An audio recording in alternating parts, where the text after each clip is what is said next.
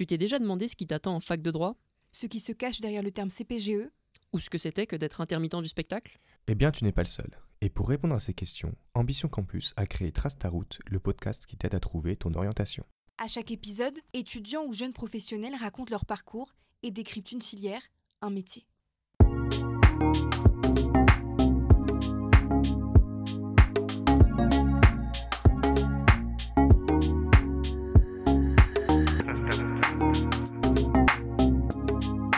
Ambition Campus. Radio Germaine.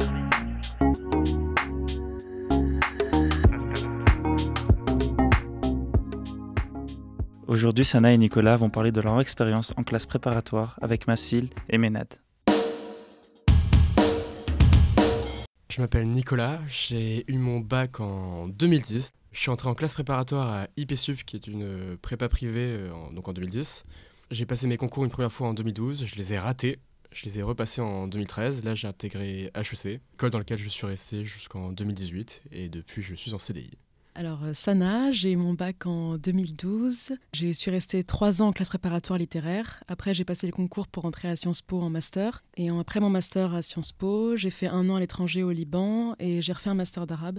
Et là, je suis en première année de doctorat en études arabes et en islamologie. Pourquoi avoir fait le choix de faire une classe préparatoire en sortant du baccalauréat ? En ce qui me concerne, et je pense parler pour beaucoup de monde, quand on sort du bac, on va se mentir, on est beaucoup à pas savoir ce qu'on veut faire. Et la prépa, c'est très général. T'as des matières qui sont assez scolaires. Je parle pour moi en commerce, on fait des maths, de l'histoire, de la culture générale, des langues, ce qui sont en fait les 5 seules matières qu'on fait. Et c'est un mix de à la fois, je sais pas ce que je veux faire, mais en même temps, on te dit que c'est la voie royale, que ça t'ouvre des grandes écoles, que tu feras un métier qui fait que tu peux gagner ta vie correctement, voire bien, voire très bien, selon les cas. Et ça, ces conseils-là, ils venaient plutôt de tes profs, ou de tes parents, ou des autres élèves? C'est assez multiple. T'as à la fois les parents, effectivement, j'ai dans un milieu où on savait que la prépa c'était pas mal. Mes profs étaient pas forcément chauds parce que, paradoxalement, j'étais un élève plutôt bon. Plusieurs profs qui me disaient non, va à Dauphine ou va à la fac, mais qui me disaient qu'en prépa, j'allais me ramasser parce qu'ils pensaient que je travaillais pas assez. A posteriori, je l'ai fait parce qu'on nous dit que c'est la voie royale, parce que je sais pas ce que je veux faire, et parce que, un peu par ego aussi. Et toi, Sana? Un petit peu comme Nicolas. Bon, moi, j'étais dans un lycée, en revanche, où on considérait que la classe prépa, c'était la voie royale. Donc, on nous encourageait absolument tous à faire une classe préparatoire, bon, soit scientifique, soit littéraire. En l'occurrence, moi, ce qui m'intéressait, c'était depuis toujours les sciences humaines et sociales, les humanités, les sciences politiques. Donc, j'ai passé le concours de Sciences Po juste après le baccalauréat. Je ne l'ai pas eu. Et j'avais en même temps postulé pour plusieurs classes préparatoires. Bon, finalement, j'ai eu Victor Duruy.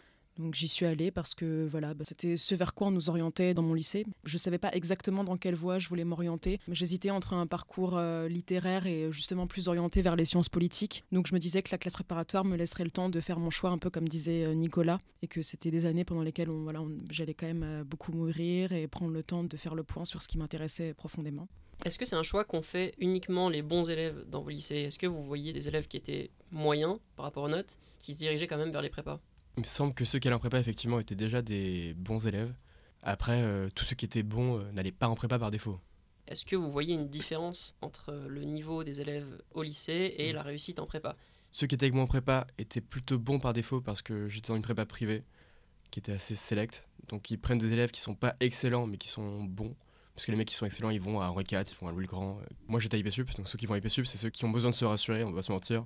De ce que j'ai vu en tout cas de ceux qui étaient avec moi en école, c'est que tout le monde n'était pas très bon au lycée. J'ai des très bons potes d'école qui me racontent qu'ils avaient rattrapé leur première ou leur terminale. Tu peux très bien avoir déconné un moment de ta scolarité et en prépa finalement réaliser que ça te plaît, que t'es chaud pour bosser. Et qui s'en sortaient quand même. Ouais, bien sûr. C'est pas du tout une règle d'or. Enfin, je suis assez d'accord avec Nicolas. Et il y a même des gens qui se révèlent en prépa. Effectivement, j'étais dans un bon lycée, donc de base, il n'y avait pas vraiment de mauvais élèves. Mais même les gens qui étaient moyens dans ce bon lycée sont allés en prépa. Ils étaient parfois meilleurs que ceux qui étaient les premiers de la classe au lycée. Donc je pense que vraiment, ce qu'il faut se mettre dans la tête, c'est qu'il n'y a pas d'âge pour être excellent. Un étudiant qui a été moyen au collège ou au lycée peut devenir brillantissime en classe préparatoire. C'est simplement une question de travail, c'est une question de méthodologie, c'est une question de volonté, c'est une question de persévérance et de capacité à remettre en question ses méthodes de travail et de croire en soi surtout. Et honnêtement, j'ai vu des gens qui ont extrêmement peiné pendant leurs années même de primaire, de collège, lycée, et qui aujourd'hui sont les personnes qui ont le mieux réussi autour de moi. Donc, mais c'est parce qu'à un moment donné, elles ont eu un déclic et qu'elles ont pris conscience aussi, je pense, de leur capacité de se transformer, de se renouveler et d'être la personne qu'elles voulaient être. Donc il faut vraiment aussi, je pense, avoir confiance en soi et en cette capacité transformative et perfectible qu'on a tous en soi. Et ce déclic, justement, comment tu l'expliquerais? Est-ce que ce serait dû à la motivation, à travailler dans un domaine qui nous passionne? Est-ce que c'est ça, en fait, qui permet à ces personnes qui peinaient, du coup, au lycée ou au collège, ensuite à pouvoir se ressaisir et à travailler d'une manière beaucoup plus efficace, à exceller dans leur domaine? Oui, ça peut être la volonté, ça peut être le fait d'être passionné par ce qu'on fait. Si je peux compléter, j'ai le sentiment que quand on rentre en prépa, on nous dit toujours ça va être dur, il va falloir bosser comme des chiens non-stop, si tu t'arrêtes une journée, c'est fini, t'es à la ramasse. Personne ne sait vraiment comment on va se débrouiller en prépa. On rentre, on sort du lycée, on a tous 18 ans. Et t'en as qui effectivement se révèlent, d'autres qui se ramassent et qui réalisent que ça leur plaît pas, que c'est pas pour eux. Je saurais pas te dire, en voyant un mec au lycée, est-ce qu'il est fait ou pas pour la prépa? J'en ai aucune idée. C'est à chacun de savoir si ça l'intéresse, s'il est chaud pour bosser, mais en tout cas qu'il sache à quoi il s'engage potentiellement. Déjà, s'il sait qu'il va devoir pas mal travailler, c'est déjà un bon début. Et après, c'est sur le moment que, dans l'idéal, effectivement, il arrive à bosser, et sinon, dommage. Il ne faut pas s'auto-censurer si on en a envie. Exactement. J'avais juste quelque chose à dire par rapport à les facteurs qui pouvaient aider les étudiants à se révéler. Outre la volonté, le fait d'être passionné par sa discipline, il y a aussi, je pense, le fait d'être en émulation avec des étudiants qui sont brillants ou des étudiants qui sont très bons, sans être forcément brillants. Et je pense qu'il y a une espèce de compétition qui s'installe, mais compétition saine, pour le coup, entre les étudiants. Et on est obligé, je crois, de fournir un effort supplémentaire pour être à la hauteur. Déjà pour nous-mêmes, parce que comme disait Nicolas, il y a aussi une question d'ego. Enfin, je pense que c'est un challenge pour nous aussi, la classe préparatoire. Et aussi pour pouvoir être à la hauteur et pour pouvoir vivre cette expérience avec les autres, en se comparant aux autres, mais je pense vraiment dans un sens extrêmement positif. Il peut y avoir une ambiance constructive entre les élèves, même s'il peut exister cette émulation entre eux, elle est absolument pas destructrice dans beaucoup de cadres. C'est pour ça qu'il faut bien choisir sa classe préparatoire. Pour rebondir sur ce que tu viens de dire, Sana, comment on fait pour choisir sa classe préparatoire parmi celles qui existent? Donc quand on sait qu'on veut faire une prépa dans le domaine littéraire ou dans le domaine économique, comment ensuite on fait pour trouver celle qui nous convient le mieux? On va pas se mentir, en premier lieu, tu regardes les classements. Tu regardes ton niveau, tu essaies d'évaluer laquelle te correspond. Classement par rapport à quoi? Classement de ceux du taux d'intégration. En ce qui me concerne, c'est combien vont intégrer les écoles parisiennes, combien vont intégrer HEC, combien vont intégrer les SEC. Et donc vous regardez pour chaque prépa combien d'élèves ils ont placé dans les écoles qui vous intéressent. Le classement est accessible facilement. Pour concours 2 ans plus tard. Tout le monde est en tête de ce classement, tout le monde sait très bien quelles sont les meilleures prépas. En général, les bonnes prépas effectivement essaient d'attirer les bons profs, donc il y a une probabilité plus forte qu'il y ait des bons profs qui connaissent les méthodes, qui arrivent à t'apprendre cette bonne méthode pour réussir les concours. Et j'ai ce sentiment-là que beaucoup de gens sont là à se dévaloriser après le bac, à se dire mais je suis une prépa qui est pourrie, j'ai aucune chance, alors qu'au final, quand on sort du bac, on a tous le même niveau, on est tous les mêmes. On part de zéro, on part du même niveau selon la note que tu as eue. Et je trouve ça dommage que certains qui viennent de petites prépas moins connues en province se jettent la pierre et se disent bah non je peux pas, j'ai pas le niveau, alors qu'en soi, oui il y en a pas beaucoup de ces prépas-là qui rentrent dans les meilleures écoles, mais il y en a et... Pour moi, c'est une question de confiance en soi et d'y croire et de se battre. Quand tu dis en province, parce que généralement, les prépas qui sont le mieux classées se trouvent à Paris, c'est ça? La plupart sont à Paris.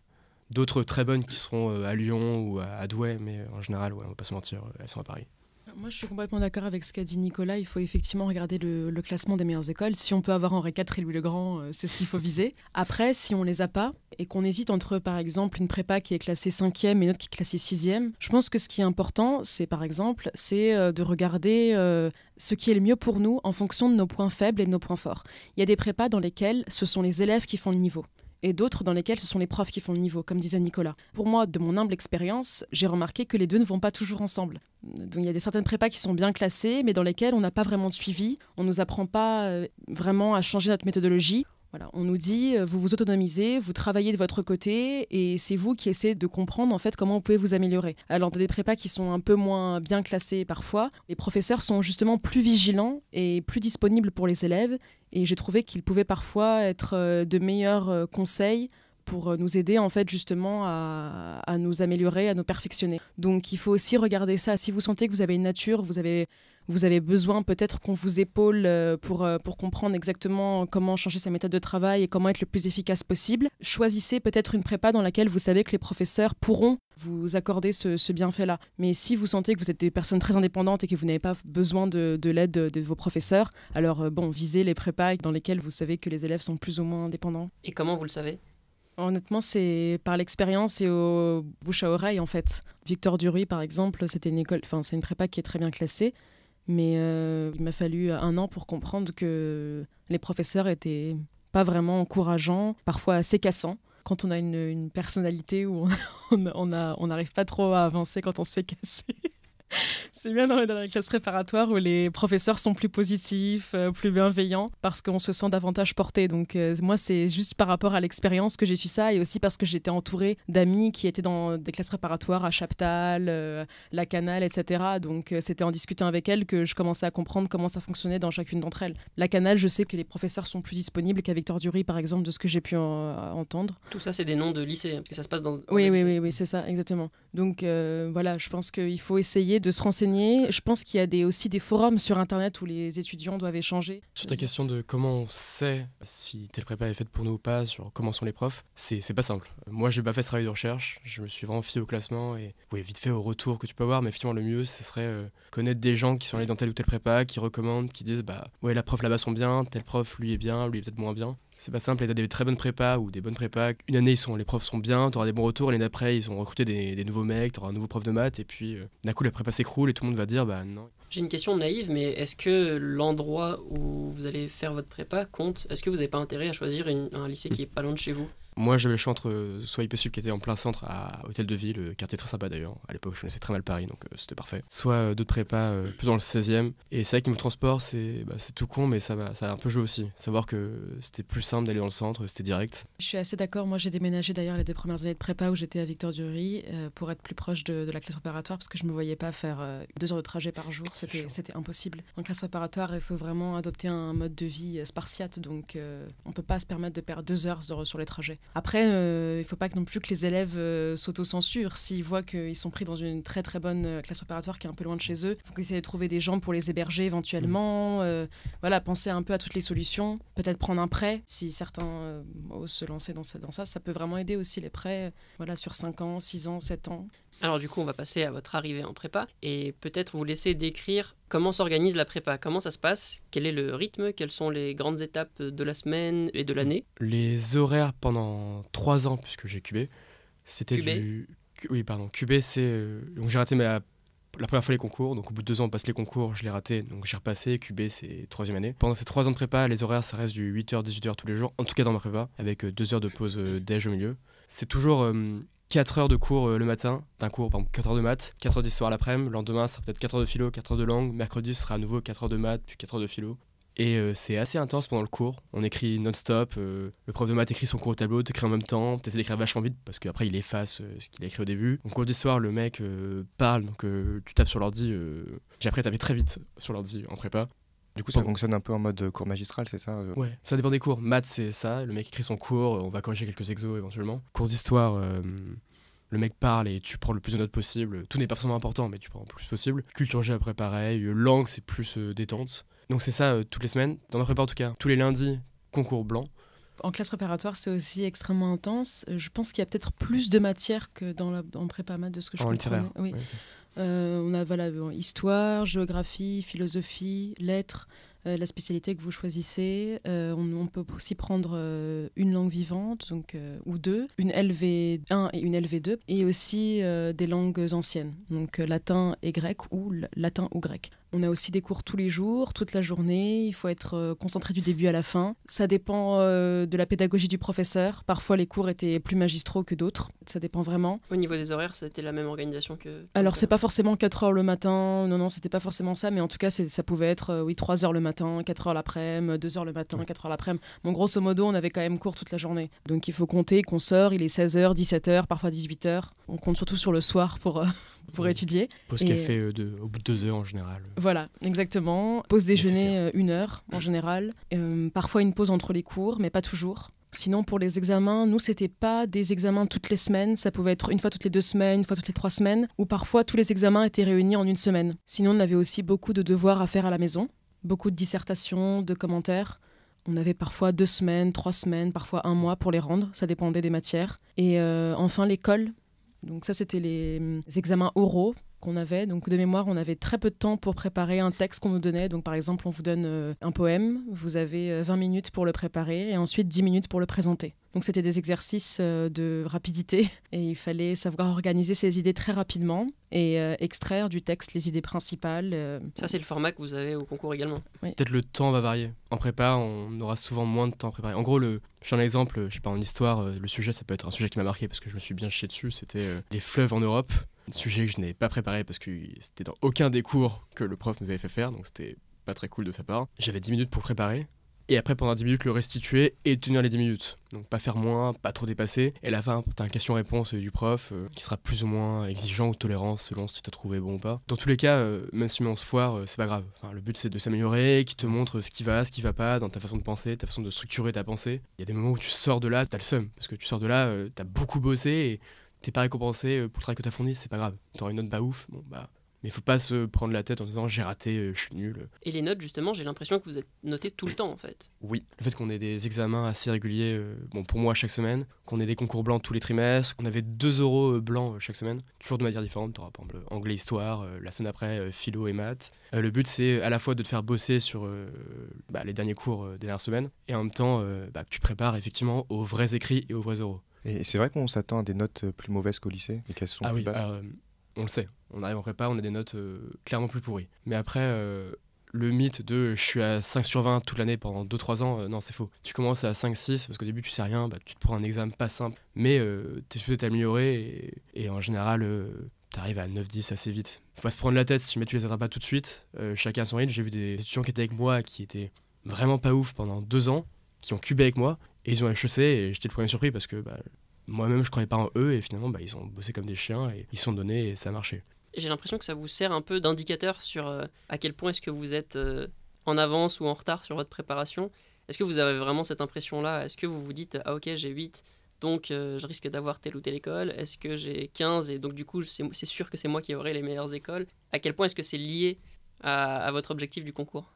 J'ai l'impression que c'est pas vraiment un bon indicateur, dans mon cas en tout cas. Après, ça dépend des concours que vous passez aussi à l'issue des 2 ou 3 années de classe préparatoire. Mais ça dépend vraiment des matières. Je veux dire, si vous avez eu 16 en latin, ça ne veut pas dire que vous allez réussir le concours de Sciences Po. Ça n'a rien à voir. Voilà, c'est juste qu'il faut comprendre comment chaque concours fonctionne, de mon expérience en tout cas. Et si vous avez 8 toute l'année en philosophie, vous pouvez très bien avoir 15 au dernier examen, y compris au concours. C'est du vécu. Ouais, voilà, moi c'est pareil, c'est du vécu. J'ai, par exemple, en philosophie, j'arrivais pas à avoir de bonnes notes parce que j'avais des problèmes de méthodologie. Et c'est uniquement la 3e année que j'ai commencé à avoir des bonnes notes le 2e semestre. Ah pareil, j'étais Donc, une buse pendant 3 ans et voilà. C'est vraiment sur la fin que là il y a eu une sorte de lueur. Voilà, exactement. Moi c'est pareil, je sais pas ce qui s'est passé. Et donc j'ai eu des meilleures notes finalement au concours à l'ENS que des personnes qui avaient toujours eu 15, 16 et qui au concours se sont un peu loupées. Je pense que ça veut rien dire. Il faut vraiment, comme a dit Nicolas, tout donner jusqu'au bout. À partir du moment où vous comprenez comment ça marche, même si c'est 1 ou 2 mois avant le concours, ça veut dire que vous pouvez réussir. Effectivement, j'ai vu les 2 cas, des mecs moins bons réussir. J'ai vu des mecs très bons faire la surprise négativement parce que les mecs sont vraiment bons, mais tu sais pas pourquoi ils ont pas eu de chance. Ils ont été corrigés par un examinateur qui a pas saisi leur pensée. Après, ça reste relativement rare et effectivement, là où je suis moins d'accord, je me fais l'avocat du diable, les classements, pour moi, c'est quand même important. Pour moi, c'est un indicateur vraiment qui te suit. À chaque concours blanc, tu vois ton classement par rapport aux 100 autres élèves. Ah ouais, vous le voyez? Oui, on le voit. Tu vois ton classement, t'espères t'améliorer à celui d'après. Et celui qui est dans les 10 premiers, tu te dis, lui, il aura HEC et...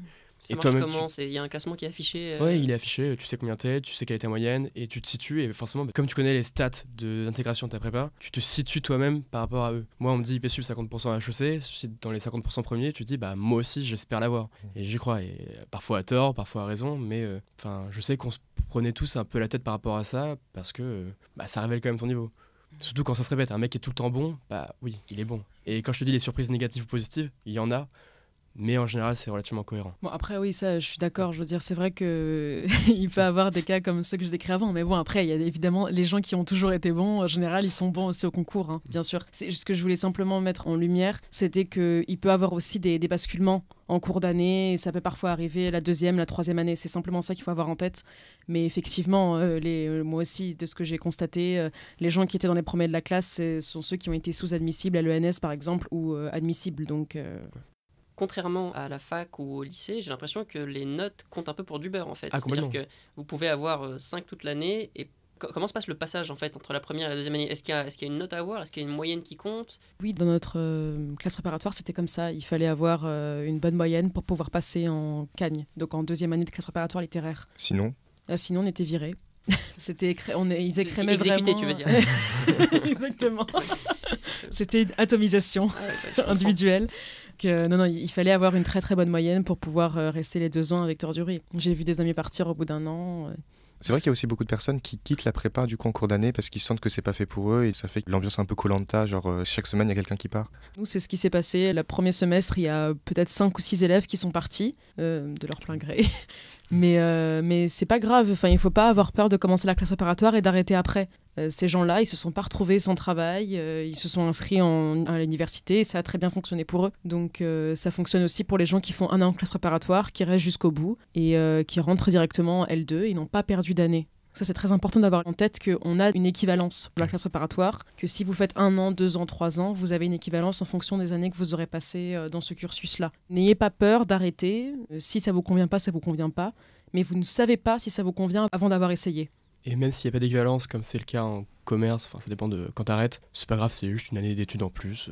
Moi, je suis sur ma chute de travail à 26 ans, c'est pas grave. Le fait que les prépas ne vous accordent pas le passage en 2e année si vous n'avez pas le niveau requis, vous pensez que c'est une façon pour eux de maintenir leur taux d'acceptation et leur prestige, c'est ça? Ah oui, c'est complètement pour leur taux. Maintenant, je parle à nouveau pour mon cas à IPSUP. Le nombre de personnes qui vont virer chaque année, c'est pas un nombre fixe, c'est pas on prend les 5 plus mauvais, on les tège. C'est les mecs qui effectivement sont pas bons, qui arrivent pas à suivre. Si tout le monde avait un niveau moyen au minimum, ils les garderaient quoi. Ils gardent ceux en lesquels ils croient pas. C'est pas par défaut, on va virer 10 personnes. Et en ce qui me concerne, il y a peut-être effectivement 3, 4, 5 personnes max qui étaient parties d'elles-mêmes parce qu'ils voyaient que c'était pas pour eux la prépa. Koh-Lanta c'est quand même agressif comme expression. C'était pas du tout yes, il est parti, on n'est plus que 30. Non, enfin, dans tous les cas, on est 10 000 en prépa. Enfin, je reviens sur ce qu'on disait sur la compétition saine. Oui, on sait qu'on est en concurrence parce que par défaut, on passe un concours et un nombre de places limitées. Mais on a tous 18 ans, on se fait des potes. Moi, quand je suis entrepreneur, on me disait fais gaffe, faut pas laisser traîner ton cahier ou ton ordi, sinon on va le jeter, on va le brûler. On dit ça, ouais, tu paniques, tu te dis, mais comment c'est possible? Enfin, moi, je ferais jamais ça. Et effectivement, personne ne fait ça n'existe pas. Enfin, on est un minimum humain. C'est complètement faux, c'est un stéréotype qui est. Complètement. Enfin, limite, je crois que c'est ma mère qui m'avait dit ça d'ailleurs. Donc au début, t'es un peu parano, tu regardes tes camarades, tu te dis, est-ce qu'il est pas un peu étrange? Et non, on est cool, quoi. On se fait des potes. Enfin. Je suis complètement d'accord avec Nicolas. Nous, on avait un groupe de travail, on faisait tout ensemble. On était 5, 6, on partageait les cours, on échangeait, on écrivait parfois ensemble aux dissertes, on s'entraidait. On allait tous les jours ensemble à la bibliothèque, donc n'ayez pas peur de faire confiance aux autres. Et aujourd'hui, parmi mes meilleurs amis, il y a justement des gens que j'ai rencontrés en prépa. Donc vous voyez que ça veut rien dire. Il faut vraiment partir avec une mentalité positive, comme a dit Nicolas. Plus j'ai jamais eu d'histoire avec des gens qui m'ont brûlé mes cahiers ou ce genre de choses. Bravo. Ouais, j'ai rencontré ma meilleure pote en dernière année de prépa. Ouais. Mais vous disiez que vous connaissez les statistiques de votre prépa, vous savez à peu près combien de personnes sont envoyées dans telle et telle école. Donc, est-ce qu'il n'y a pas ce côté il y a 3 places, on est 5 à être bons et du coup, t'es en train de me voler ma place pour Sciences Po, pour l'ENS, pour HEC? Je pense que c'est très important d'être en compétition avec soi-même avant tout. À partir du moment où vous vous dites que vous le faites pour vous, pour donner le meilleur de vous-même, vous pensez plus aux autres. C'est vraiment comme ça que moi je fonctionnais. Après, je pense que ça dépend des gens. Mais moi je me suis dit, effectivement, je sais qu'il y a tant de personnes qui sont envoyées à l'ENS, il y a tant de personnes qui sont envoyées à Sciences Po. Donc je vais tout faire pour y rentrer. Mais ça m'a pas empêché d'aider mes camarades quand je le pouvais, de leur prêter main forte quand ils me le demandaient, et d'apprendre aussi d'eux, évidemment. Et de réussir le concours. Parce que je me disais, moi ce qui importe, c'est de me prouver quelque chose à moi-même avant d'écraser les autres, en fait. Et je pense que c'est avec cet état d'esprit-là qu'il faut concevoir ces années de prépa, sinon on devient un monstre. Il y a des gens qui sont absolument impitoyables en classe préparatoire, ça existe, qui vont pas vous donner leurs cours, ils vont pas vous voler vos cahiers, mais qui vont être assez radins, qui vont pas forcément vous encourager quand vous avez besoin d'être épaulé, d'être réconforté. Donc c'est pour ça qu'il faut compter sur soi-même avant tout et sur les gens vers lesquels vous avez confiance. Mais je trouve que ces gens, c'est quand même une minorité. Personnellement, j'ai aucun souvenir de personnes radines, parce que tout le monde sait que même ceux qui sont très bons et qui n'ont pas besoin d'aide, on a besoin des autres, quoi. Tout un moment un autre. C'est une minorité, bien sûr. On a des moments de faiblesse, on sait tous que si j'ai telle personne, une autre personne va m'aider, peut-être pas celle-là, mais une autre. Enfin, moi, je trouve qu'il y a un esprit assez sain à ce niveau-là, et plein de gens qui s'échangent des fiches, nombre de... Tu les vois comme quand même qu'on est concurrents, enfin ça reste dans un coin de la tête parce que tu sais qu'on passe le même concours. Si tu commences à te dire ouais il prend ma place, tu t'en sors pas. Et c'est pas lui qui va prendre ta place, il y a 5000 autres étudiants, pourquoi lui plus qu'un autre, quoi. Et dans l'idéal, c'est plus se dire toi et moi on va y arriver. Et alors autour de ça, je voulais que vous nous parliez un peu de votre rythme de vie pendant ces 3 ans de prépa. Comment est-ce que vous arriviez à vous en sortir et est-ce que vous aviez une vie à côté de la prépa? Pour ma part, j'avais clairement pas le rythme de vie le plus sain. Pas parce que je travaillais beaucoup, mais parce que justement j'avais beaucoup de mal à me motiver. Pendant mes 2 premières années, Je rentrais de cours. Impossible de bosser, j'allais sur l'ordinateur. Chez toi ? Ouais, chez moi. Je traînais, je faisais rien et je commençais à bosser à 11h30 minuit et je me couchais à 1h30 en ayant bossé pas forcément très bien. Je me couchais à 1h30 tous les soirs. Enfin, vraiment, j'avais un rythme de vie vraiment naze. J'étais crevé tous les jours, je suis un problème de motivation. Après, je bossais suffisamment pour suivre et avoir un niveau pas mal. Mais clairement, à ce niveau-là, je suis pas un exemple. Ne faites pas comme moi et travaillez plus régulièrement. C'est plutôt en année de cube qu'effectivement, ce qui m'a sauvé, je pense, c'est que j'allais à la bibliothèque. Et là, le fait d'être entouré de gens qui bossent fait que j'ai beaucoup moins envie d'aller sur Facebook, de traîner sur Internet, parce que même je me sens con de me dire que les gens voient derrière moi que je bosse pas. C'est tout bête, mais c'est ce qui m'a aidé à mieux me concentrer, à mieux bosser. Et toi, Sana ? Moi, c'est vrai que j'ai beaucoup travaillé pendant ces 3 années de prépa. J'allais à la bibliothèque avec mes amis, c'est pour ça que c'est bien d'être entouré. Complètement. T'avais pas besoin d'avoir des amis en dehors de la prépa. Voilà. Mais en fait, c'est pour ça que je trouve que les souvenirs que j'en ai gardés, c'est vraiment des années absolument extraordinaires, fabuleuses, parce que déjà, on est en effervescence intellectuelle constante, vraiment quotidiennement, et qu'en plus, il y a un côté un peu communiste.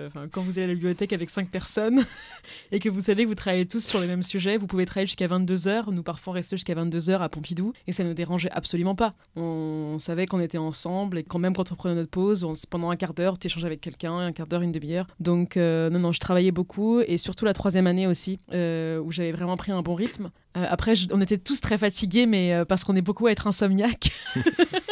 Dont moi, et que quand même on est en permanence en train de convoquer, on est tout le temps en train de réfléchir en fait, donc le cerveau n'est jamais débranché. Il y a je pense une très grande fatigue psychologique et émotionnelle, en plus des heures de travail. Je sais pas si pour toi c'était pareil, Nicolas, mais bon, c'est vrai qu'on était épuisés à la fin de l'année, la moitié de la classe dormait en cours quoi, donc c'est normal. Mais c'est pas, moi j'ai trouvé que c'était pas du tout dérangeant, au contraire, vraiment, on se sentait grandir en fait sur le plan humain et sur le plan intellectuel. Ce qui m'a beaucoup aidé, je précise, c'était d'aller à la bibliothèque avec des amis. Donc qui étaient dans la même prépa que moi. On bosse, on est un peu fatigué, à un moment on a la tête grosse comme une pastèque, et puis on sort, on fait une pause. Du bon souvenir de ce moment-là où t'es avec tes potes, c'est cool quoi.